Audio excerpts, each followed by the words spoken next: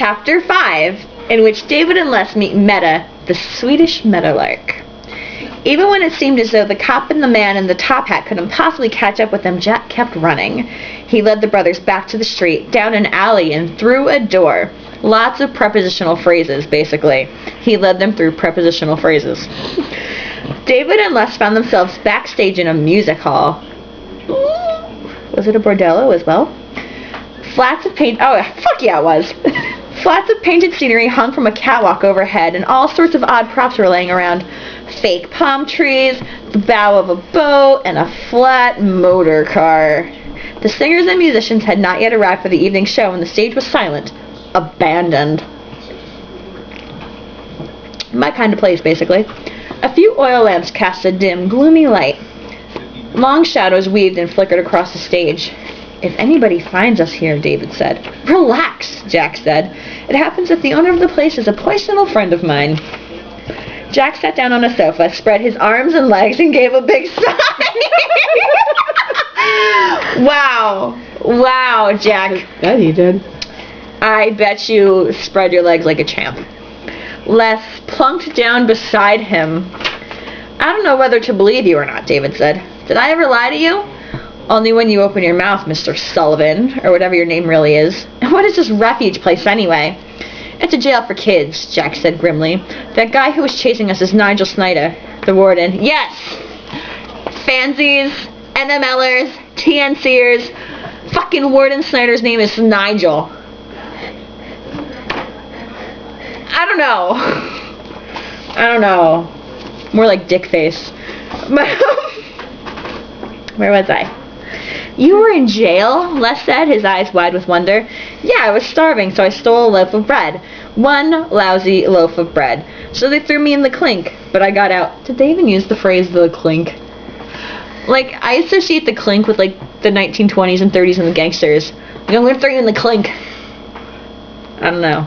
Whatever. Well, you know, Jeremy Jordan, Bonnie and Clyde. Jeremy Jordan, Bonnie and Clyde, the clink. Yes. Jonathan Last knew what he was doing 20 fucking years ago for Jeremy Jordan.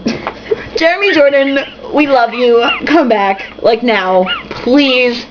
Thank you. Signed. Everyone. Who's ever seen you is Jack Kelly. Jack Kelly. Okay. But please make it a cowboy this time. How, David said. A big shot gave me a ride in his carriage. The mayor, I suppose. Now the governor. Teddy Roosevelt. Ever heard of him? David started to reply, but stopped when he saw a tall, imposing woman in an evening gown appear on the stairs. I want to play. That was for you, Sean Greenblatt. That was for you. Who is that? She demanded, trying to see through the gloom. She spoke in a commanding voice colored by some kind of high-class accent that David couldn't quite place. No one is permitted backstage. Leave at once. Get out of here. Out, out, out. She shooed them away as though they were pigeons. Pfft. Not one of Spot's little boys, I can tell you that much. Jack stepped into the circle of light shed by one of the oil lamps and said, You wouldn't kick me out without a kiss goodbye, would you, Medda? I love how he has to step into a circle of light as if the spotlight is on fucking Jack Cowboy Kelly. Like, the only light in this whole entire place on fucking Cowboy. I don't get it. You're not the star of the show. You are, but you're not, but you are. Star of David show. Star of David show. I see what you did there.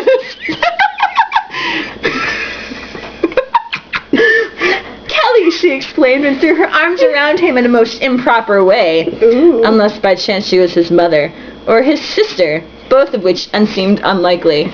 Basically, they were banging. Yeah. Where you been? Likes girls. He's bi. Yeah, he's bi. Oh, okay. Totally. Where you been? She went on, her accent vanishing completely. I always look for you up in the balcony. I need somebody to sing my songs to. See? Fucking banging. I've been away, Jack said, but now I'm back. And these are my business partners, David and Les. Hello, boys. Hello. David could barely form the word. He had thought until now that women this beautiful existed only in magazines. Porno magazines. Where are my porno magazines? The sequins on her dress sparkled like the Milky Way. Oh, God, that makes me want to barf. She bent down in front of Les. Aren't you a cute one? Les beamed up at Medda and then tried out his routine for her. Buy me less paid, lady, he said, coughing.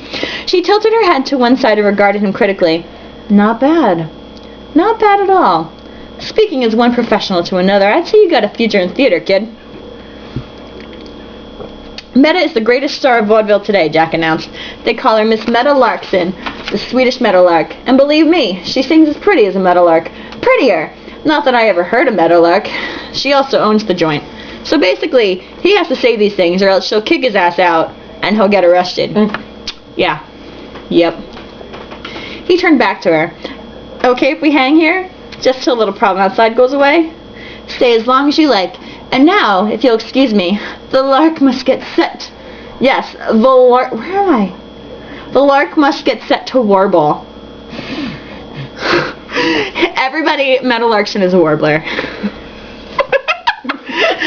She's a warbler. No, I already read that. During the boys' conversation with Medda, the stagehand had appeared, pushing props into place. And the air had come alive with the racing scales and trills of musicians turning their instruments down in the pit. A man passed by carrying a tray of candy, and Medda told him to give the boys whatever they wanted. Les was in heaven. Gumdrops, lemon drops, licorice whips. End of chapter.